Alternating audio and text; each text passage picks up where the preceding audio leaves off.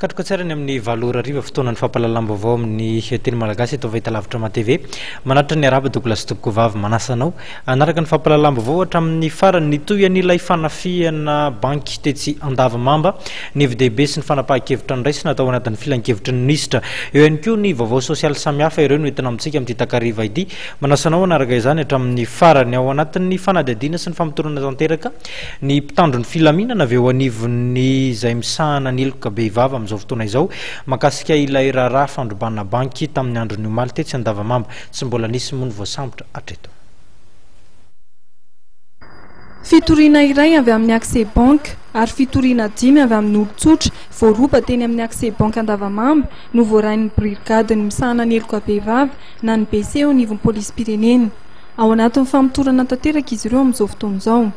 Raha ny tatra voarain'ny polisy pirenena dia mahatratra 2,707 sy 2,7 tapitrisa ariary ny fitambaran'ny vola voaroba tao amin'ny Acces Banque Andavamamba miaraka amin'ny vola voaroba tamin'ireo mpanjifa tao amin'ity banky ity.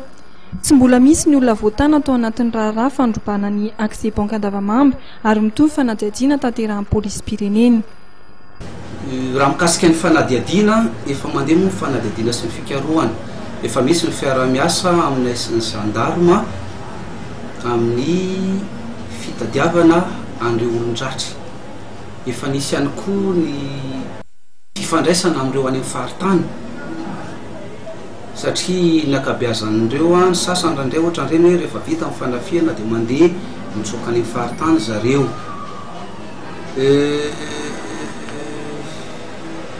Misy loha ny taony hoe caméra de surveillance efa eo ampanaovana ny exploitation an'io zay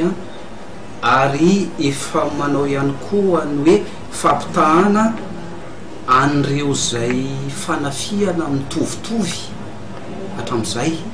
eo ampandinihana koa zany hoe mode opératoire zay amin'izay hoe raha tary amin'ny banky tary dia ahoana no fomba na mode opératoire nataondreo jiola satria hitatsika ihany fa maromaro ihany ireo établissement bancaire ny aran'ny fanafihana tatoato ary eo koa nefa tsy misaraka amin'ilay hoe acte de banditisme satria raha fantatsika tsara dia efa zavatra voapetrapetraka daholy matoy izy nanao ny fanafihana zany ary mino hoe fa ireo jiola izay efa ataontsika hoe manana traikefa no nanao an'ireo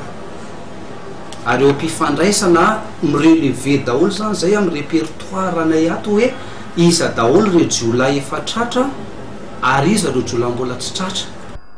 Aorian'ny fandinihana ny caméra de surveillance dia avoaka tsy ho ela amin'ny fikarohana na ny avis de recherche ireo jiola ahina tamin'ny fandrobana ny Acces Banque tetsy Andavamamba. Eny anivon'ny fiarahamonina no misy ny olon-dratsy ary miantso ny fiara-miasa amin'ny olo-pirenena tsy hakanavaka ny polisy pirenena.